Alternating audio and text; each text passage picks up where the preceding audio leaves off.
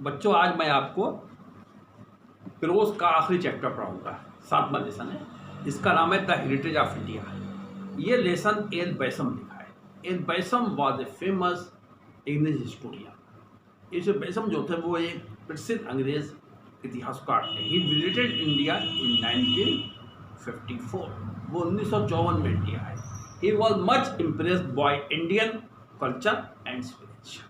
वो भारतीय सभ्यता और संस्कृति से बहुत ज़्यादा प्रभावित हुए और इस लेसन में उन्होंने इसी भारतीय संस्कृति के बारे में बताया है, भारत के बारे में बताया है।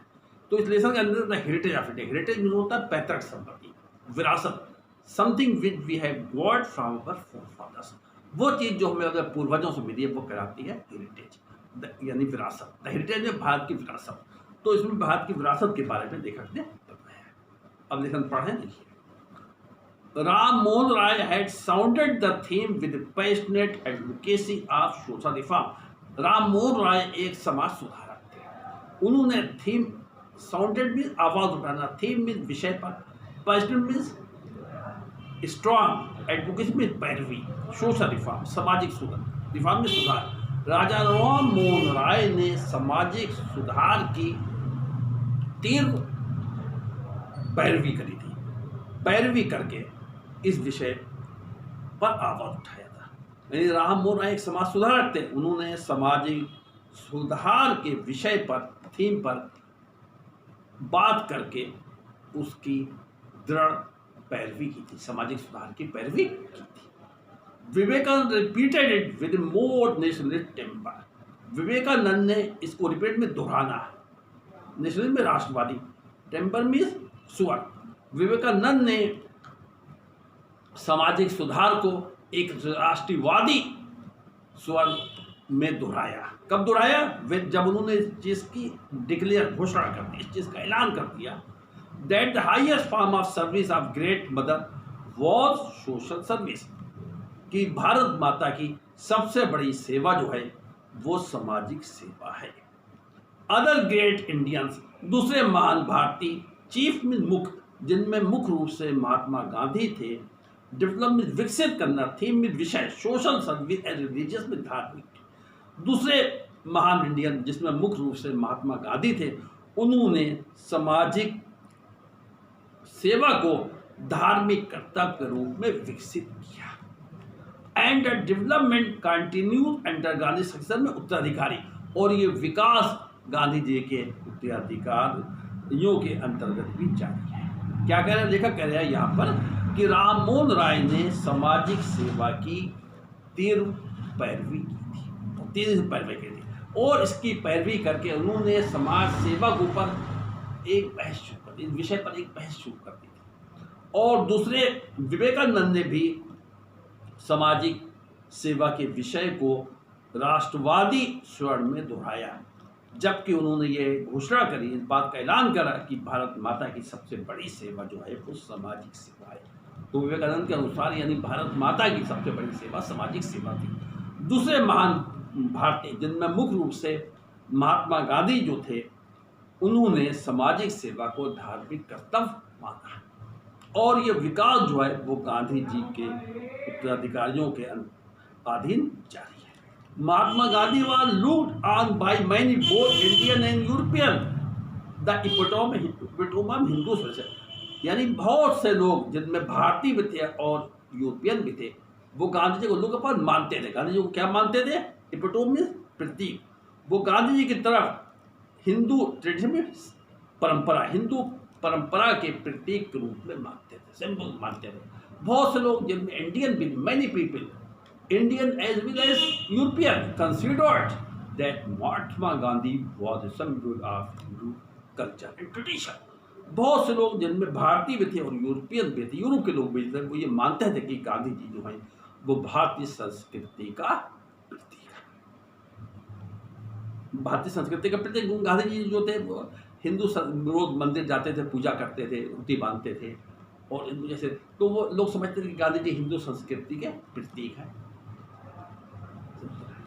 ये लोग सोचा करते थे। राइटर कह रहे हैं but this is false judgement. Writer कह रहे हैं ये गलत फैसला है, ये सोचना गलत है, क्योंकि गांधी जी हिंदू संस्कृति प्रतीक थे, ये गलत फैसला है। क्यों? He was influenced by western ideas, influence प्रभावित, क्योंकि गांधी जी पश्चिमी विचारों से बहुत ज़्यादा प्रभावित थे। गांधी जी ने अपनी ज़िंदगी का एक ख़ास हिस्सा जो था यूरोप में बिताया था। वो ऑक्सफोर्ड यूनिवर्सिटी वगैरह में पढ़े थे, वगैरह में पढ़े थे, इंग्लैंड में वो रहे थे, वो साउथ अफ्रीका में उन्होंने वकालत भी करी थी।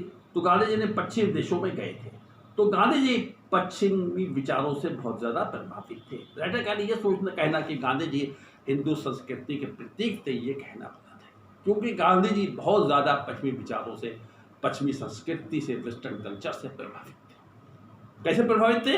राइटर बता रहे हैं, Gandhi believed in the fundamental मौलिक चीज़ें ऑफ एंशिएंट प्राचीन कल्चर में संस्कृति। गांधी जी, इसमें कोई शक नहीं कि गांधी जी प्राचीन भारतीय संस्कृति के जो मूल तत्व जो थे उसमें गांधी विश्वास रखते थे। बट ही पैशनेट में स्ट्रांग, मजबूत बात है, love of the under the Dalit, लेकिन गांधी जी दलित वर्ग से बहुत ज़्यादा प्यार करते थे। इससे बोले दलित वर्ग से गांधी जी का बहुत ज़्यादा प्यार था। एंड एंटी नफरत, कास्ट और उन्हें जाति प्रथा से नफरत थी। हालांकि दो नॉट अनप्रेसिडेंटेड में अभूतपूर्व, जो पहले ना आई हो, हालांकि ये चीज़ ऐसी नहीं थी जो प्राचीन भारत में हो ना, बिल्कुल ना हो, अभूतपूर्व हो, लेकिन अकट्टरवादी थी। And owed to European 19th century liberalism में उदारवाद, और इसमें गांधी जी 19वीं शताब्दी के उदारवाद आंदोलन, यूरोप में जो उदारवाद आंदोलन हुआ था उससे ज़्यादा प्रभावित थे। इंडिया चीज़ से नहीं, उससे ज़्यादा प्रभावित थे। यानी गांधी जी देखा कह रहे हैं, गांधी जी भारतीय संस्कृति की जो बुनियादी चीज़ें जो थी उन पर विश्वास करते थे, लेकिन गांधी जी को समाज के दलित वर्ग से, निचले वर्ग से, समाज के दबे वर्ग से बहुत ज़्यादा प्यार था, और गांधी जी जाति प्रथा से नफरत करते थे। हालांकि ऐसी चीज़ है, ऐसा नहीं है ये चीज़ें प्राचीन काल में भारत में थी नहीं, भारत में प्राचीन काल में चीज़ें रही हैं, कास्ट प्रथा के प्रति नफरत, जात प्रथा के प्रति नफरत, और समाज और दलित वर्ग से प्यार भारत में रहा है, लेकिन ये चीज़ जो थी यूरोप में ज़्यादा पाई जाती है। तो इसमें गांधी जी किसी भारतीय चीज़ से नहीं प्रभावित थे, बल्कि यूरोप के उदारवाद आंदोलन से प्रभावित थे, क्योंकि भारत में दोनों जात प्रथा बहुत ज़्यादा थी, और समाज में दलित वर्ग को बहुत नीचा समझा जाता, दलित वर्ग से बहुत नफरत करी जाती थी। तो ये इन चीज़ों में गांधी जी जो जात प्रथा नफरत करते थे और दलित वर्ग से प्यार करते थे, इसमें वो किसी भारतीय चीज़ से प्रभावित नहीं थे, बल्कि यूरोप में जो 19वीं शताब्दी में उदारवाद आंदोलन आया था उससे प्रभावित थे। His faith in non-violence was, as we have seen, by no means typical Hindu. His faith in विवाद, गांधी जी अहिंसा, गांधी जी अहिंसा में दृढ़ विश्वास करते थे। ये भी जो थी कोई हिंदुज़्म की कोई विशेषता नहीं थी, टिपिकल विशेषता, ये कोई हिंदू विशेषता नहीं थी कि हिंदू धर्म में नॉन वायलेंस है। इन प्रेडिसर में जो उनसे पहले आए हैं, रिवोल्ट में, विद्रोह में, यानी जो विद्रोह हुआ था, जो आंदोलन हुआ था भारत में, उसमें गांधी से पहले के लोग आए थे, जैसे सुभाष चंद्र बोस थे, ये जो थे ये ज़्यादा अटूट कट्टरवादी थे, क्योंकि गांधी जी जो थे अहिंसा में विश्वास करते हैं, सुभाष चंद्र बोस हिंसा में विश्वास करते हैं। तो इसमें देखा कह रहे हैं कि गांधी जी जो अहिंसा में विश्वास करते थे, इसमें वो ये हिंदू धर्म विशेषता नहीं थे, हिंदू धर्म प्रभावित नहीं थे। इस मामले में ये भी, इसमें भी यूरोप से प्रभावित थे। और इसमें देखा जाए तो उस गांधी जी से जो पहले आए थे, गांधी जी से जो पहले आए थे, जैसे सुभाष चंद्र बोस वगैरह जो थे, ये ज़्यादा कट्टरवादी थे। फॉर गांधी जी पैसे में शांतिवाद, we must look into the sermon of mount and, Gandhi ji के शांतिवाद को समझने के लिए हमें ईसा मसीह ने सर्मेंट उपदेश, माउंट, ईसा मसीह ने जो माउंट के ऊपर जो पहाड़ को उपदेश दिए थे उसको समझना होगा, और टॉलस्टॉय जो रशियन राइटर था उसको समझना होगा। गांधी जी जो थे शांतिवाद पे विश्वास करते थे, शांति विश्वास करते थे। इसमें वो ईसा मसीह के उपदेश, ईसा मसीह के और टॉलस्टॉय के से ज़्यादा प्रभावित थे, जो रशियन राइटर थे। ही चैंपियनिंग में सपोर्ट करना, समर्थन करना। Boomer right is also the result of western influence में प्रभाव। गांधी जी ने औरतों के, स्त्रियों के, महिलाओं के अधिकारों का समर्थन किया, महिलाओं के अधिकारों के लिए बोले। इसमें भी वो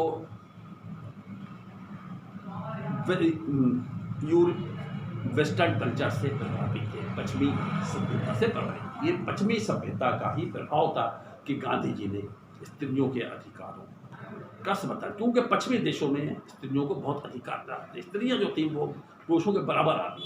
तो इसमें भी in this way Gandhi ji was also fool by this structure, इसमें भी गांधी जी अपने विचारों से कर इन द सोशल कंट्री ही वो रादर देन इनोवेटर में नई चीज़ों का आविष्कार नहीं करने वाला। कंजर्वेटिव मीन्स अनुदारवादी, कट्टरपंथी।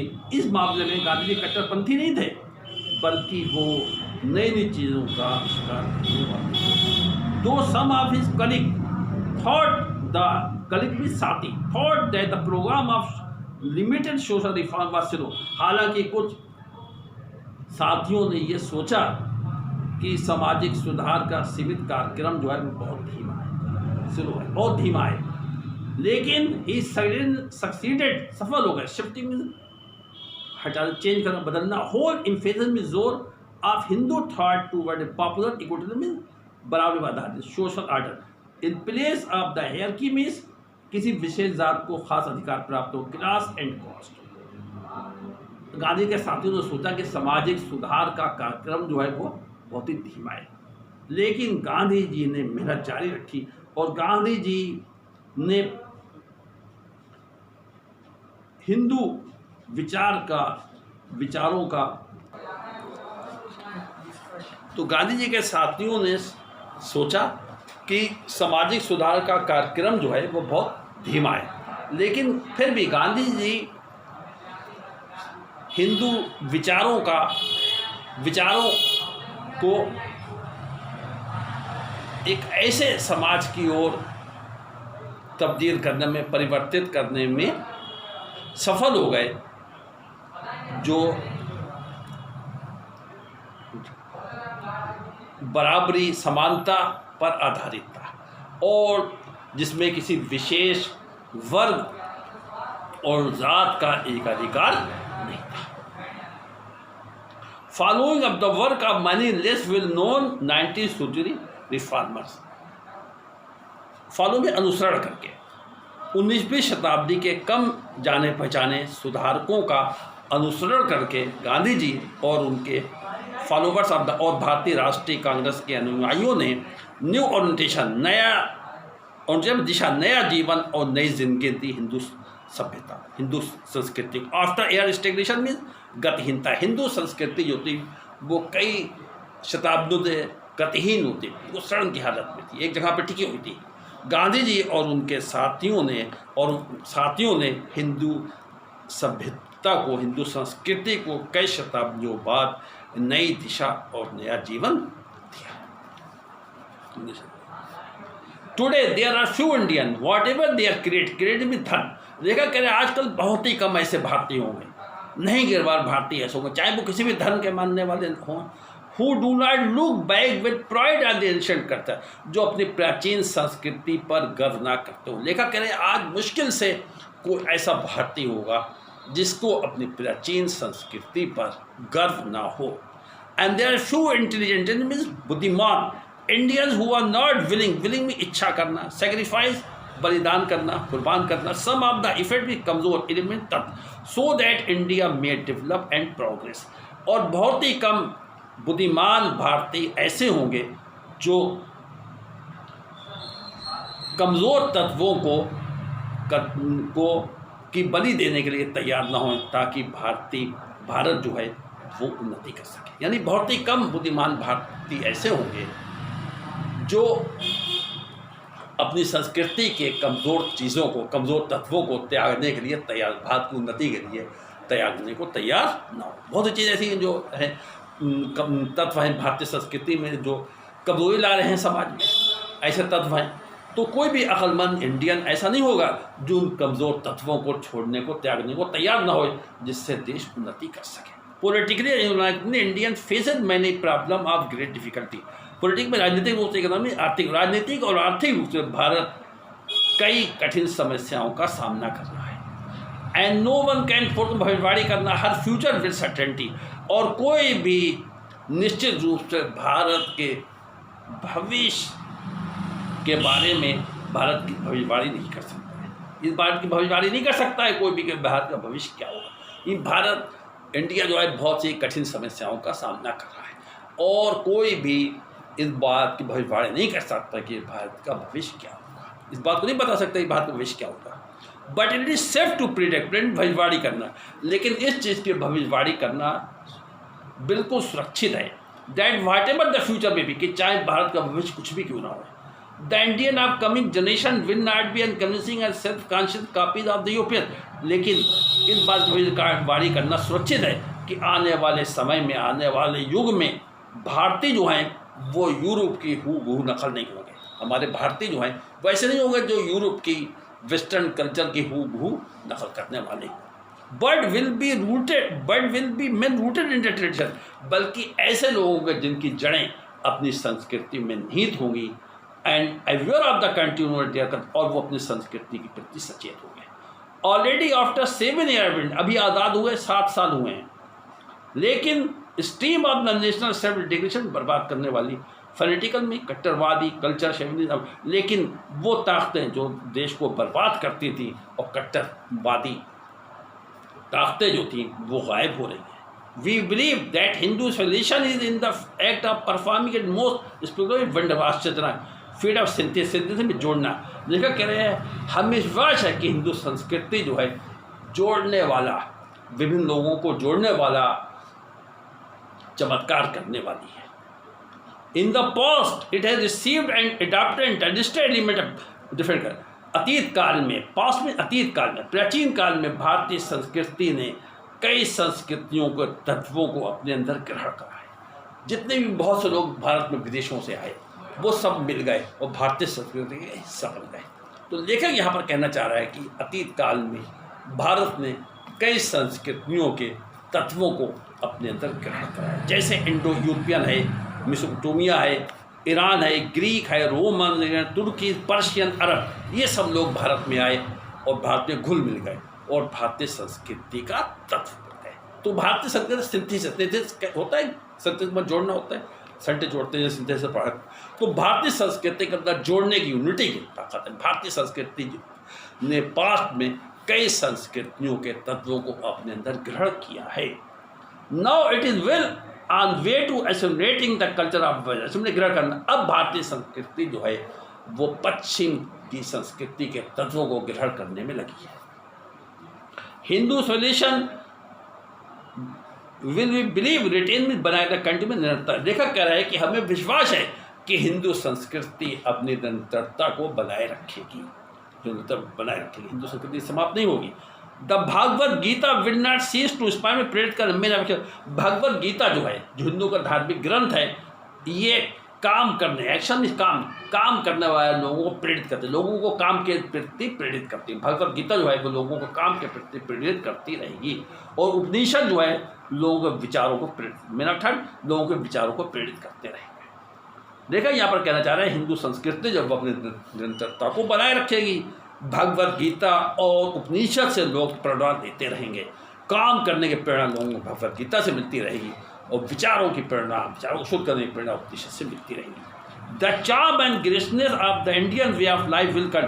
भारतीय जीवन में चार्म, आकर्षण है, शांति है, जबकि यूरोप की जिंदगी जो है वो शोर शराबे से भरी हुई है। तो भारतीय जीवन का जो आकर्षण जो है, जो शान शौकत है, वो जारी रहेगा। However much affected it may be by the labour saving device, चाहे वो पश्चिमी के मेहनत बचाने वाले तरीक़ों से कितनों ज़्यादा प्रभावित हो, हमारी संस्कृति जो है चाहे पश्चिमी देशों से कितनों ज़्यादा प्रभावित क्यों ना हो जाए, लेकिन फिर भी भारतीय जीवन का जो शांति जो है, गौरव है, जो आकर्षण है, वो जारी रहेगा।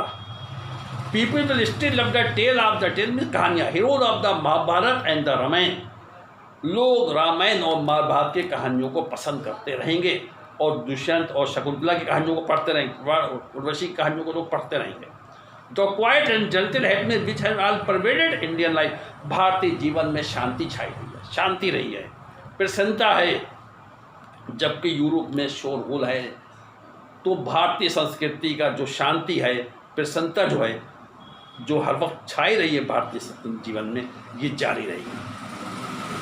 जारी रहेगी। आपने में अत्याचार, दीन बीमारियाँ, poverty have not over crowded, जहाँ अत्याचार, भारत में अत्याचार भी हुए हैं, बीमारी भी आई है, गरीबी भी आई है, लेकिन गरीबी ने, अत्याचार ने, गरीबी ने और बीमारी ने हमारी संस्कृति की जो शांति है, जो प्रसन्नता है उसको नष्ट नहीं करा है। ओवरक्राउड विल श्योरली नॉट वेन गायब होना मोर एक्टिव वे। और ये चाहे यूरोप के शोर शराबे से कितना ज़्यादा प्रभावित हमारी संस्कृति क्यों ना जाए, लेकिन हमारी संस्कृति की शांति जो है वो कभी नष्ट नहीं हो। लेकिन यहाँ पर कहना चाह रहा है कि भारतीय संस्कृति यूरोप संस्कृति चाहे ज़्यादा प्रभावित क्यों ना है, लेकिन भारतीय जीवन की शैली जो है वो कभी नष्ट नहीं होगी।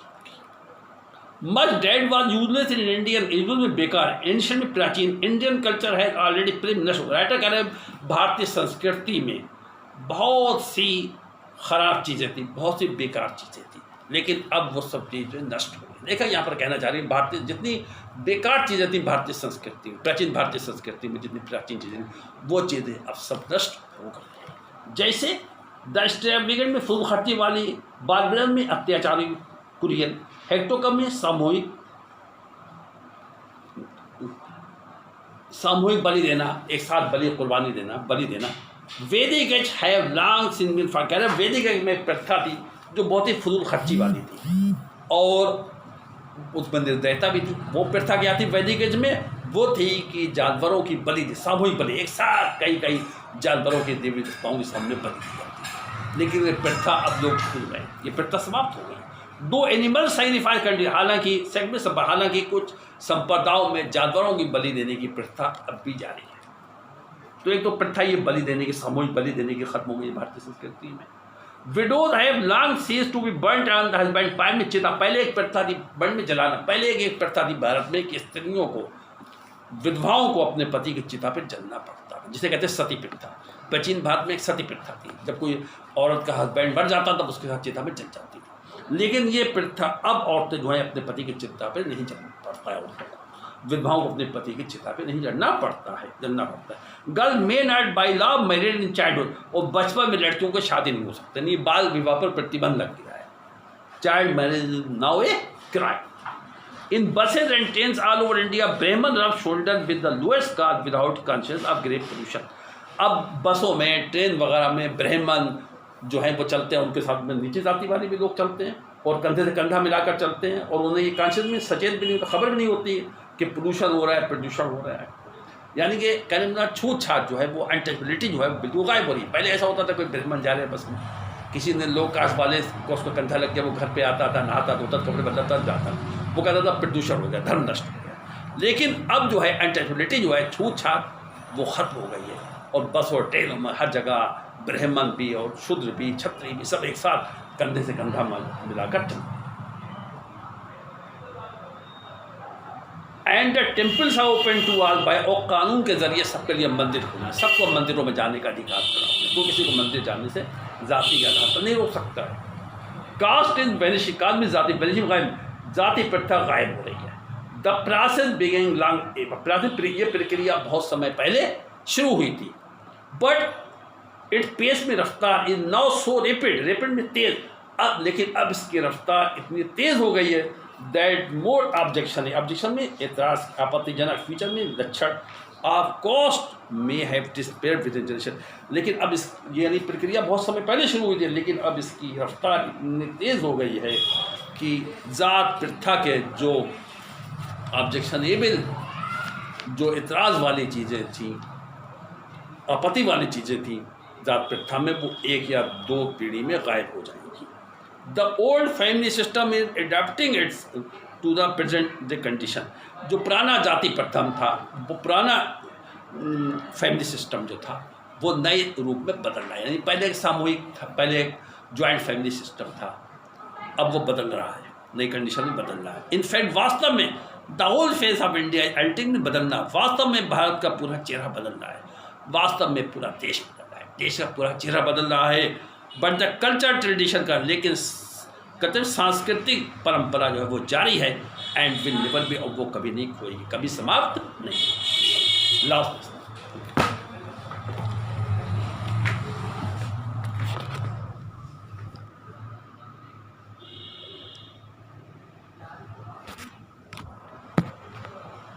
दाऊद आओ।